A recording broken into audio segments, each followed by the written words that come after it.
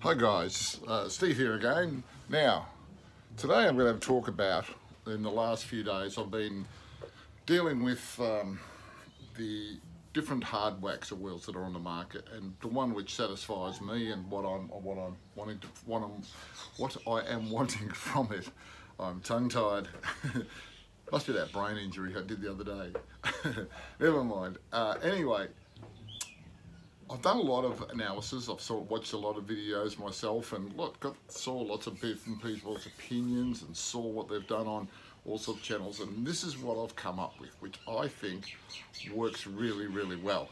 Now, first of all, these are only my personal opinions from me testing and doing things myself.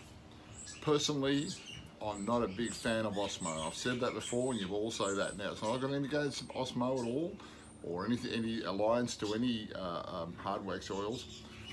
What I find is I want to get a good protective coating on it. The mere fact that I'm wiping it on, wiping it off, wiping it on, wiping it off, it's not putting for me, it's not putting enough protection that I want. Because a lot of these tabletop Xerox that I do are going to things like bars and restaurants and that. So I want the kind of product to be pretty durable, because traditionally those products are more used in a 2-pack. But as we know, 2-pack can have all sorts of problems. If we get moisture under 2-pack starts to blister up and delaminates, and then to repair a 2-pack is a real pain. But to repair these, once they're in the situation and in situ, to repair them, it's going to be easy. I can just pop out, one day or something like that and hit them over again if the client's got a problem. Now, I give my stuff 2 years guarantee from workmanship and what I use, materials. So I like to kind of feel confident myself. It's like any manufacturer. Not that I'm a manufacturer by any stretch of the imagination, but I think any manufacturer wants to know that their product's as bad as right as they can do it within their capabilities. So, this is where I come from. I have tried Fiddies, which I think is actually a good product. Now, I've got to explore Fiddies a little bit more, but it's pretty exclusive to get hold of. There's only a very few sort of distributors from it. It's an English product. I believe I have done some experimenting with it. And look, it appears to be a great product, and I'm not even going to discount this whatsoever. But I tell you what, I kind of like, and I've always have liked the Nitrate range of products. Because I used to use the Nitrate before on bars in the city that I designed, which are very abused and all that. And that stood up to the test of time. Because guys, you've got to remember, this Hardwax oil doesn't reach its maximum or durability for at least 7 days. Now, it gets harder over time, so even about after 30 days, it's even better. It's lovely and hard and firm and everything like that. Now, like any finish, it can scratch. Look, I can get it. If I want to get a set of keys and go wipe, of course I'm going to scratch it, but I can do that to epoxy too, I can tell you. The only thing that you won't scratch with a set of keys is Laminex. And as a commercial interior designer, I have used a lot of products out there, and I have to be quite brutal with them. But having said that, under normal situations, these will be perfectly fine. It's a food safe product. It's easily just wiped down, easily repaired. Kid wants to chew on it, he's going to survive, although I don't recommend that. But look, Hardwax is a great product. Now, this is how I do it. First of all, I seal it all around, top, bottom. So that way, the moisture then is not going in and out, and you're not getting a lot of variation. So the timber's generally sealed all the way around. I have found that I sand it down to a 150 grit, because everybody, including the Evolution product, and I'm sorry, I mentioned before about Nitrate. Well, this is their new one, which is their Evolution, and I've showed it to you before, and it'll be in an earlier video. And they have got a lot of variances. They make the most amazing stains, the best stains ever. You can stain half your job, go away, have a cup of tea, come back, and continue staining, and you can't even tell where you left off. They're excellent stains. I've done a lot of staining. I stained a big bar, 20-meter long bar, which was in Jarrah timber. I stained it in black. It it worked out perfect, you know, and because what it did, it took the redness out of the Jarrah and made it more sort of dark brown, sort of blackish colour. Anyway, beside all that, this is my process. I sand it down to 150 so it feels all smooth around enough. Then I use this fine, I don't know whether they're called vials or vils or villets or, well, anyway, I use these. Now this is the fine one. There is a white one, but this is, I like this fine one actually. I decided to use this one.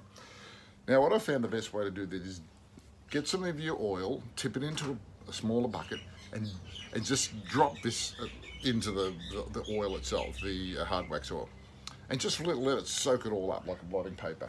I always wear, I usually wear these the black Nitrate gloves. I find they're the best, they're the most comfortable, I can actually feel through them.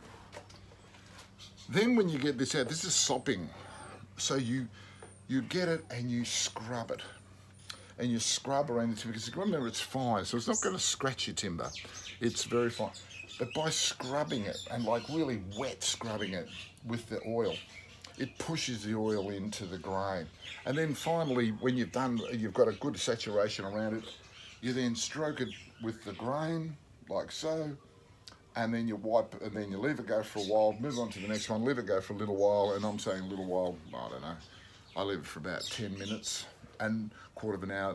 Then I wipe it all down with a rag to wipe off all the excess. Now that'll dry overnight, generally pretty crisp. Now the best way for drying this stuff is air flow. Not so much heat, but air flow, because the flowing tends to make it go off quicker. Then when I've done that, and I usually leave it overnight, to be perfectly frank, because that way you get a nice dust when you actually sand it. Then I sand it with a 240 grit. 220, 240, very similar. But then I sand it down, and it feels like, because this has pulled out lots of bits and pieces out of the actual timber, and almost fine sanded it, so I've got an aeroplane going over the top. An old classic. I get that down here. I live near the beach, and they, I don't know, they said it's flying all around. This actually, the best part about this, unlike a rag or a brush, this is actually sanding slightly the timber. So you're getting rid of all those little bits and pieces, but you get, so when it's dry, it feels really, really smooth. Then I sand it with the 240. Now it feels like glass. I mean, it feels so smooth and such. Then, as I showed you the other day, and I'll get it here, I find this is fabulous. This is a 5mm mohair roller, and this is great. This is from a company called Monarch. You push it in, click, pulls out the roller. This container holds the wet product for up to 2 weeks, which means I'm not having to continually wash this all the time. I want to take it off, push down again, and it clips off, and I shut it. Now, what I like about this is a nice size to deal with. It's 5mm thick, the mohair itself, which is only a short nap, which is good. Then, because you still only want to put a sort of a light coat. You don't want a big, fat, thick build-up of coat. You still want a nice light coat, because it will harden after about 7 days to the point where you can handle it after a day, not a problem at all. But if you have it resting on against your wall or something for a while, or out in the middle of your workshop, in 7 days it'll be really, really hard. But never mind. I find that this gives a great finish to the protection by having that little bit of a slight build up to it all. And and then what I do is I sort of roll it in against the grain, you know, giving a bit of a sort of a scrubbing effect with it. Run around the edges very lightly, just the weight of the product itself. Then I roll back and forward, very so slightly, just in sweeping lines with the grain, and I just let I balance the roller in my fingers like this, and I just let the weight of the roller slide across, and that way I get no ridges.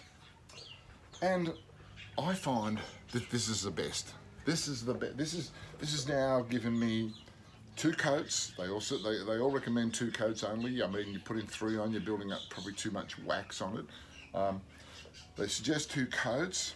If you look at all the different things they for when you put on the floor, you put on 1 coat with a roller, let it dry, sand it off with a 240 paper, 220 paper, then hit it with the 2nd coat again. Because the floor is a bit different than a piece of furniture, because you're actually on a piece of furniture.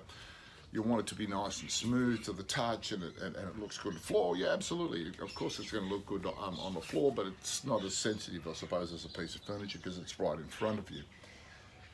So for me, I find that this is the best solution for hard wax oil. The key secret, the little vial, scrubbing it in, wiping it off, that's better than a rag, it's better than a paintbrush, and it's better than a, because you can go around all your edges, all your soft edges and everything like that, and you can sort of get that rounded off effect. So I think that's pretty, but again, don't use it sparingly. Dip the damn thing in so it comes out like a ooey gooey sponge, and it's like virtually like a wet sponge, and you just use that scrubbing action. Then you finish off with your mohair roller, and I think you'll all probably find that that's going to give you a fabulous result. Now, I'm not trying to sell Treatex Evolution. For me, that's what I'm going to use. I'm just trying to help any guy that's had all sorts of frustrations with all these hard wax oils. And what do? Do I use a paintbrush? Do I use a roller? Do I wipe it off? Do I not wipe it off? Do I do all these sort of things? Well, that's my analysis on it all, and it's a bit of a rave today, not so much a demonstration, but this is the conclusion on the 2 previous videos, which I'll put them down as part 1, 2, and 3, because I'm not good at editing and splicing, because usually I cut out the bit that I wanted, and then it's gone. No. Anyway, I hope that's all a good tip for you today. It's a lovely day. It's starting to become a little bit more like spring-like in Melbourne. And I'm looking forward to getting on to some other projects. I've pretty much knocked this project, which I'm doing up out of the way, where I made about 13 of these tops. Been a bit of work involved, but that's okay. I like doing it. It's kind of good to get out in the workshop, as we all know. And soon they'll be going out. The client, well, the good thing is the client doesn't need them for another month, which is fabulous, because it means now I can let them cure up. Then I can pack them up into some, I use the bubble wrap, because I find the bubble wrap's good, because I can take it to the job, set it all up, and take the bubble wrap back and use it again. So I'm not sort of like throwing out plastic all the time. I felt if I use cardboard, I'd probably tend to throw it out, and therefore, you know, just adding to the pollution problem. But, you know, if you keep reusing the plastic, it's not so bad. Anyway, so I just thought I'd pass on my tips today, and thanks for everybody joining lately. I've been getting a lot of people joining my Steve's Festool Shed Talk Facebook page, which has been great. You know, getting people all around the world. I'm quite chuffed about that. But you know, because this is a bit of a fun thing. This is me inviting you to my shed. It's my little shed. I've got stuff everywhere, as you can see, like sheds are. Like I'll pan around a little bit. Look at the stuff over here. There's stuff there. There's stuff down below. But you know, sheds are kind of meant to be a little bit messy. I find it's a messy thing, because it's a workshop, you know. It's like you're an artist, you're in a workshop, you're making something creative. Now, these are not fabulously creative, I understand. They're just tabletops. But I'm looking forward to I've got a couple of good little ideas that I'm going to make. So I've got a craft market coming up very soon, or should I say an art market coming up soon. And I thought I might experiment with a few little ideas, put them on display, see what people think. Maybe they buy them, maybe they don't. If they buy them, well, I can always use the money to buy more wood to make more things, or I can't buy any more Festool stuff. No, they don't make any more Festool stuff anymore that I need. I saw those little mini chainsaws. Forget one of those. I don't need one, a mini chainsaw. So, all right, mate. Oh, mate, I'm calling you mate. Generally, you're all called mate. See ya, mates, which is a bloody Aussie saying, or I should be really coming on with, since I've got an international audience now, I should say. G'day, mate. How you going? On that note, thanks, guys. See ya.